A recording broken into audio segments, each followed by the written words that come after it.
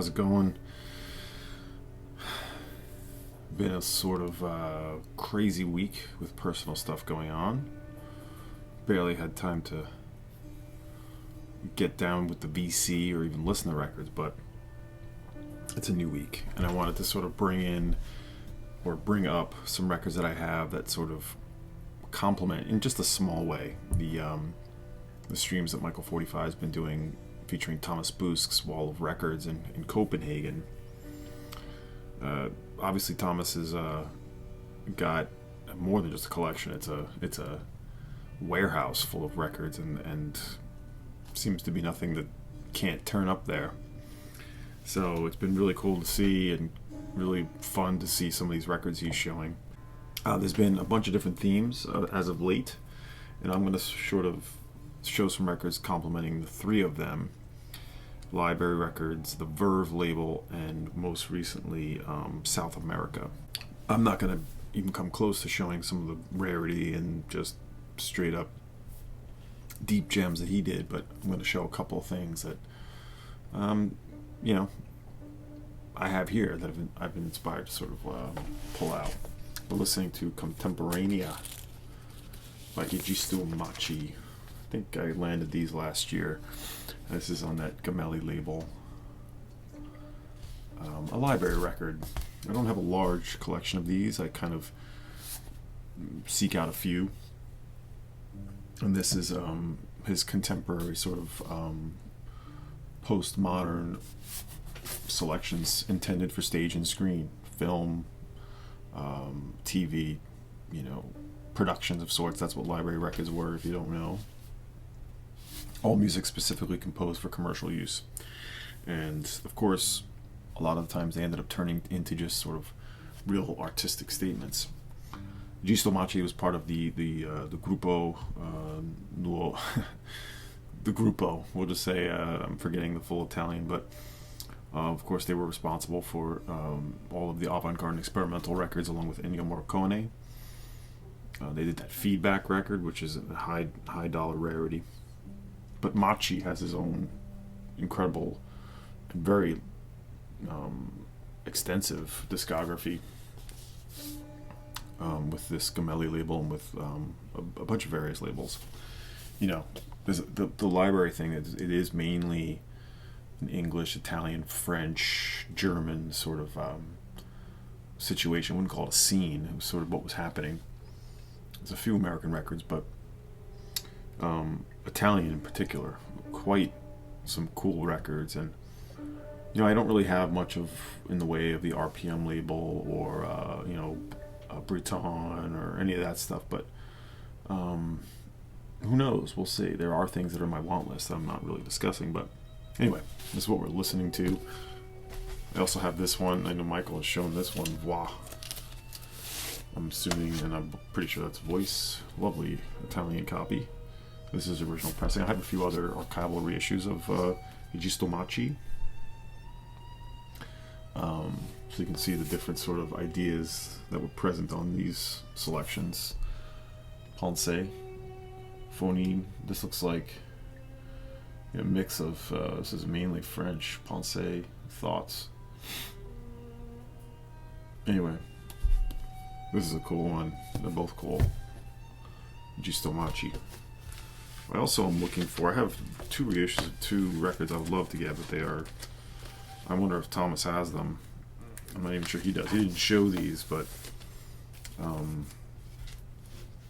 these are major records. Maria Teresa Luciani, the sister of A.R. Antonio Riccardi Luciani, the more sort of well-known and more prolific composer, who has a bunch of really cool records. But this one is a reissue. This is a different cover. Situazioni del Terzo Mondo, Third World Situation. There it is, musically specifically recorded for film, radio, and television. This is a reissue on the Cynadelic label from a few years back, 2021. I highly recommend this one. As I said, there is an original Italian pressing with a different cover that is highly rare.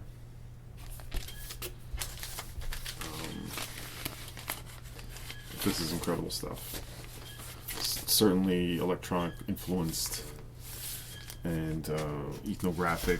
This one is Sounds of the City. This is another reissue.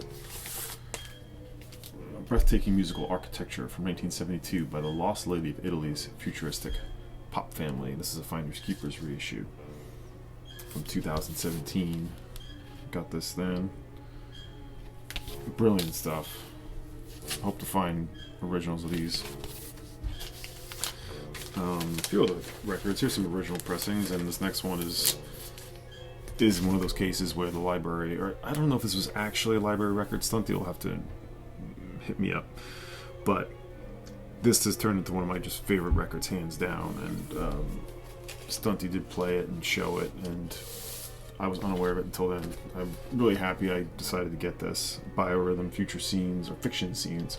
Jean-Charles Calpin and Daniel Humer, the Swiss or Belgian drummer, and the cello and effects of Calpin. This is from 1980 on the Magic Busk label, otherwise known as Apocalypse. Apocalyptic sounds for film, TV, and radio. Yeah, I suppose this is a library record. It feels like it maybe could have been one, but also was just being released as a sort of collaborative record. And this is just dynamic and weirdly groovy, and it's sort of it's avant-garde jazz. It's like that left field tag comes to mind. Straight up heat on this record. No reissue of this one available, unfortunately, but I'm certain it'll happen. I didn't get this for nothing, but I'm absolutely fine with what I paid for it. I had to get it from France, of course. Price was fair. It was just a little bit on the higher end of things, but I had a feeling it wasn't going to be around for much longer, and sure enough, it hasn't been. So Stunty gets thanks for that one. This one, Stunty did show on the stream, and this one I did find last year. Futurabile from Gianna Suffred and his electronic instruments. Is a little bit of a disco. This one does have an insert. It's a simple insert. Folkways inserts are usually a little bigger, but there's an Italian press. I think it is, with a different cover. This American pressing of this sort of space disco record. Obviously the cooler cover. I think it's 1980. So we'll see. I mean, with library music, it's funny how, like, when they talked about it, like, there's stuff that's just completely you just don't need. That's like that could be like $2 or $3, and with the same cover, the same sort of production house cover, it could be $200, $300, $400. Obviously, it depends on what they were making and what the intended use was for. It's usually stuff that at some point had gotten popularized by DJs or samplers or whatnot, and some of the stuff is just like marching band music or whatever. So that's my library portion. Let's talk about the Verve Label, because I do have a fair amount of records on the Verve Label. This isn't everything. We have to talk about one of the most important bands of all time, the Velvet Underground. This is my stereo airbrush copy. This is the non-torso cover. It's a West Coast pressing, and it is in great shape. I'm really happy when that I happened to get a copy that was in wonderful shape. It's if you want to call it a reissue, you can, but it's from the year of release. It's a deep groove and everything. There we go. Pretty sure it's a West Coast pressing. Last time I checked. This is a nice minty record, though. So, when I discovered this, I hadn't quite heard anything like it. And I still don't think there's anything quite like it. This record gets talked about quite a bit, and the influence and everything, and I'm one of those people that will 100% back the groundbreaking and seismic ripples this sent into future music makers. This was so important. This is stereo, like I said. I won't get too much into the record. It's almost a near perfect record.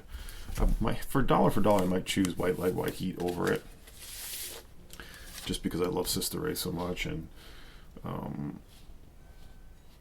it's definitely a little more daring, I suppose. And you know, Nico is not on it, but that's okay. I love Nico and everything, but you can see that sort of silhouette there. This is a stereo. There are half mono, like the ones that are credited as mono actually aren't fully in mono. So I don't believe there's a true 100% mono record, mono pressing of this one. Yeah, also a nice copy, a couple marks. Here's that Verve label. And Thomas, they showed a lot of early jazz and everything, a lot of Ella Fitzgerald, and a lot of the sort of big heavy hitters, big names on the label. You had Frank Zappa later. So I have some of those. I have some other stuff. Here's the other one you got to show. It also came out the same year as the first Velvet Underground. This is the Chelsea Girl mono pressing. Yeah, mono pressing. I don't know if this is a fold down or anything, but in any case, produced by Tom Wilson, much like the first Velvet Underground, and staff engineer Val Valentin is indeed there. Credited there. It's got a little hole punch. This is a pretty nice copy, I have to say. And the mono is pretty dang rare. Of course, this is just, you know, apparently she did not like all the string arrangements that were on this record. She did not really approve of that, but they went ahead and did it anyway. I think it came out great. I mean, there's just so many beautiful moments on this, and complements her voice, I think, quite well. John Cale's all over this record. I think it's just John Cale who's on it. He's not even credited here, but producer is listed as Tom Wilson. But this is the, yeah, nice shape, mono copy.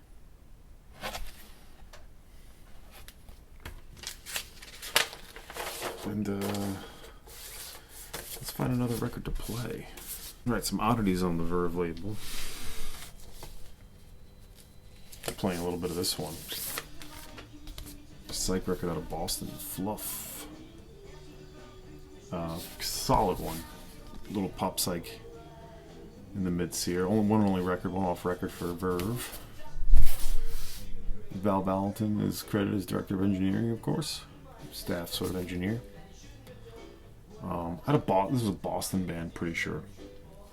I've always enjoyed this one, and I have purchased some psych records lately, but this one is staying in the collection. On the Verve label. 1968. Of course, you have to show this one, and they talked about it on the stream. Gets Gilberto with Antonio Carlos Jobim, sort of one of the most celebrated records ever, and everyone had this apparently.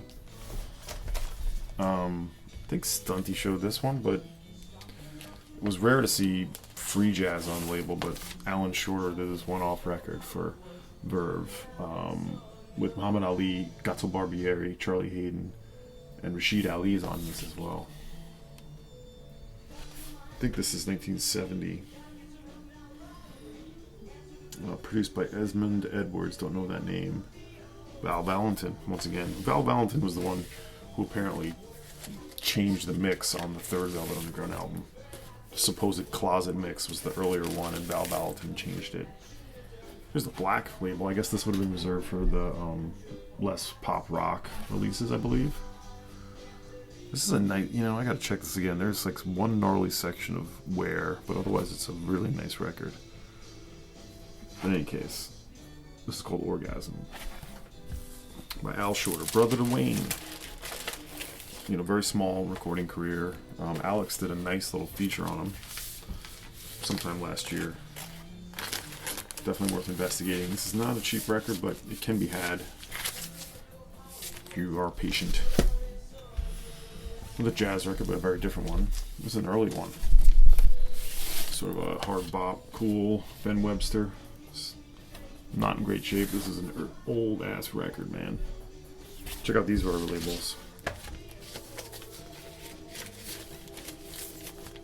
Nice deep groove on that mono. It's an old one.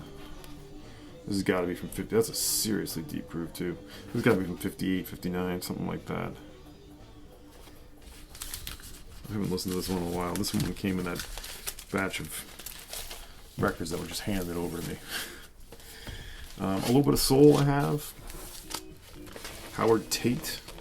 Let me get to it here. Can't get to it.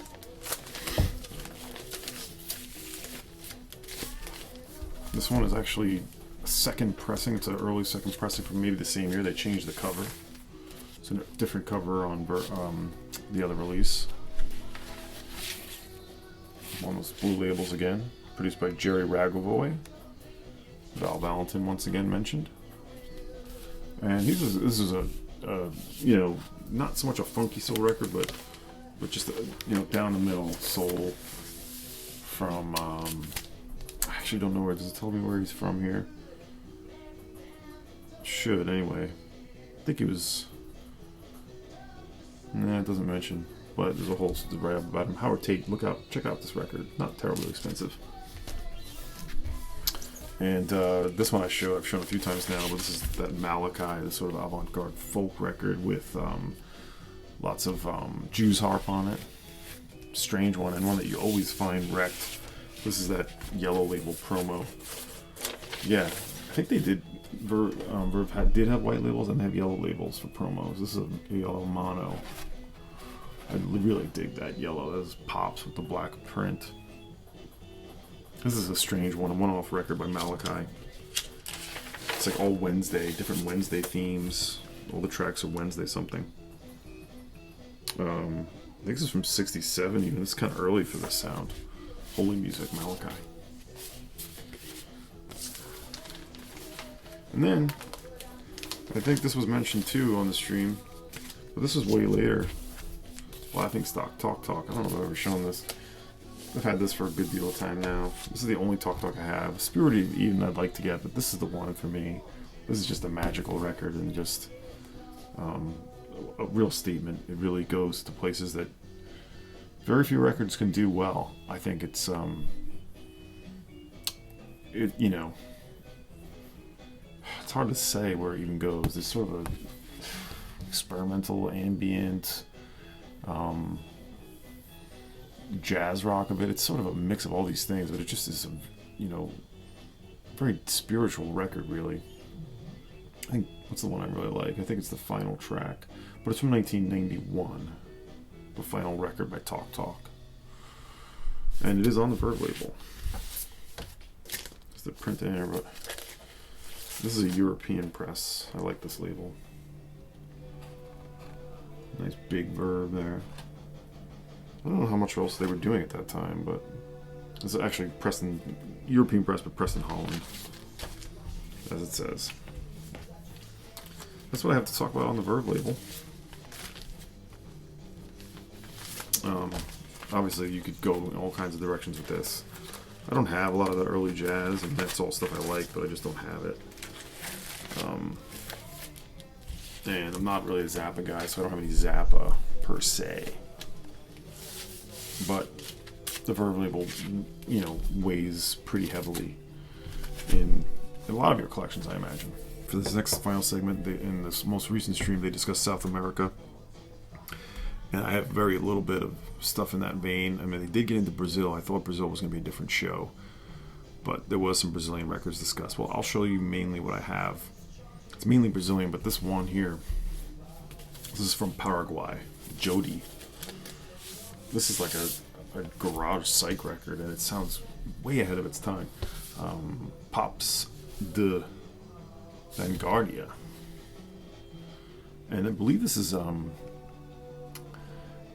it's not he's from Paraguay, but it's pressed. I think it's like a Venezuelan press, I think. I got this from South America specifically. I fell in love with this a few years ago. It's got this really raw, almost modern sound to it. Almost sounds like a modern garage record.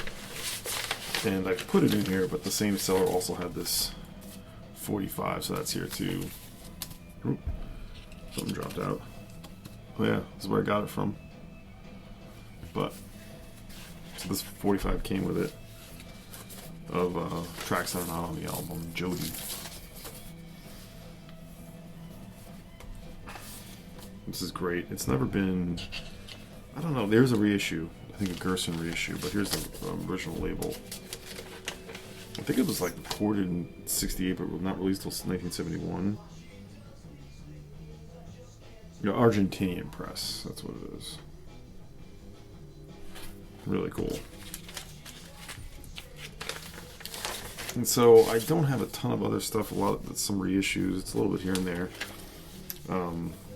So I'm just going to show you some of my favorite Brazilian that I have, and that's I have a fair amount of Brazilian, but nothing that deep to say like what Thomas has or what Jason Pac-Man has. But the covers on some of these records, the Tropicalia records, are just so psychedelic and beautiful. And so I hope those guys, you know, Michael and Thomas and Dave Stunty, do a full Brazilian show. They should. It's obviously should be its own thing. They did show a bunch of stuff like Marcos Valle and yeah, I forget. It was great. You should check out the stream. I'll link to the stream. But look at this Gal Costa. I think I've shown this, but this is one of her self-titled records, Gal. Look at these colors on these next few records. Roberto Gil. Look at this. Just the colors. It just really pops. And you know, the sleeves are very thin and flimsy, but that's how they did it. I mean, they were trying to make statements. I mean, these guys were not, a lot of them had to go into exile, you know, at that time. It was not easy to be in Brazil at that time. This I just recently got. I had the reissue of this. This is not in the best shape, but look at this. Jorge Ben. Self-titled record. I think this is 69. Look at that. It's just beautiful. This is the original 1969 pressing. Like I said, the record's not... Yeah, it's another story. I had to make a deal with the seller. Because even though, you know, these kinds of records tend to be pretty worn.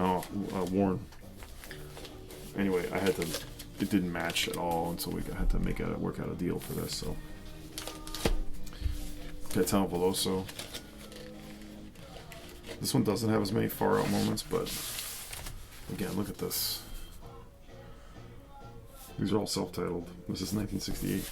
These were all the key players in the Tropicalia movement that was going on at the time, all on the Philips label, 1968.